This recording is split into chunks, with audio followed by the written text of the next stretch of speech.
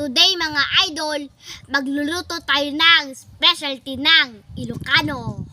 Kung tawagin po to sa amin, ito ay dinengdeng. 1, 2, 3, let's go! Habang nagtatanim kami ng daddy ko, may napansin kami na tumutubo sa patay na puno. Tignan nyo mga idol, ang lulusog. Madami ito pag tag-ulan. Ang tawag po namin dito mga idol ay kudot. Karaniwan po itong tumutubo sa patay na puno ng mangga. Ito Hala ka, tinapakan mo na ang bahay ng duwende. Sige ka, ilipat nila yung ilong mo sa noo mo. Meron din po pala kaming puso ng saging dito mga idol. Gaya nga po sa kasabihan, kapag may tinanim, may aanihin. Kaya ang masasabi ko lang, salamat po sa nagtanim. Alright. Habang nagbabalat ako ng puso ng saging, nakikiagawan naman itong winde. Gasum ngay, vlog niya daw ito. Kung hindi lang kita kapatid, ipapalit na kita sa bitchin. Hala, sige, pagbigyan. Tanggalin lang po natin yung mga posporo, mga idol.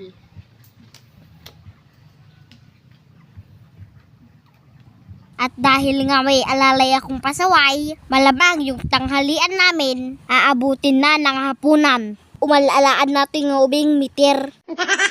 Sabado nga pala ngayon mga idol, walang pasok kaya naka-vlog ako. Kung nagugustuhan nyo po pala ang mga videos namin, pwede po bang humingi ng kaunting lambing? Pa-like, share, and follow na rin po para sulit. Maraming salamat po. Delicious. Mwah!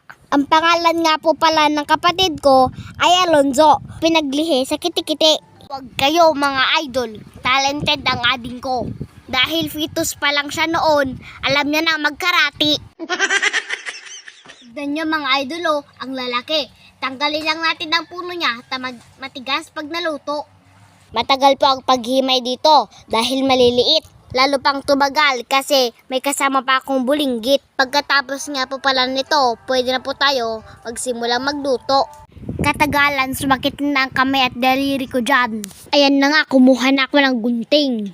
By effective, mas bumilis. Kung kanina pa sana, baka tapos na to. Pinastol ko po pala ang kambing ko dyan para makakain ng sariwang damo. Para pag tumaba, siya naman ang kakainin ko. Bayan, ngayon lang ulit kami mag-uulam ng gulay. Karni na naman ang nasa isip ko. Umayos ka pa kundo. Pinrito ko na pala ang 2 buntot ng bangus. Tira namin yan kagabi. Saktong-sakto naman, masarap yan isahog sa niluluto namin dinengdeng. Napakasimple lang po ng pagluluto dito mga idol. Kailangan lang po natin ng sibuyas. At syempre po, gagamit rin po tayo ng bagoong. Yung kaamoy mo, joke lang na may konting katotohanan. Mwah! Ilagay na natin ng pinrito na bangus kanina. Napakasarap nito. Delicious. Mwah! Nakukuluan lang natin to para hustong lumasa ang sabaw.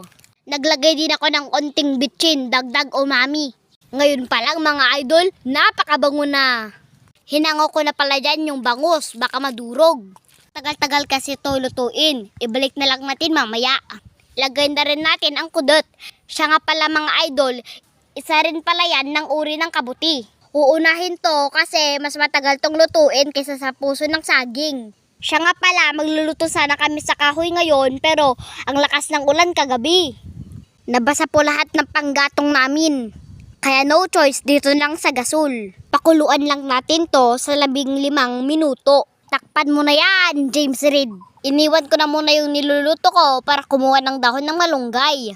Talbos at bunga ng ampalaya sana ang isasahog namin. Kaso malayo po ang palengke dito sa amin.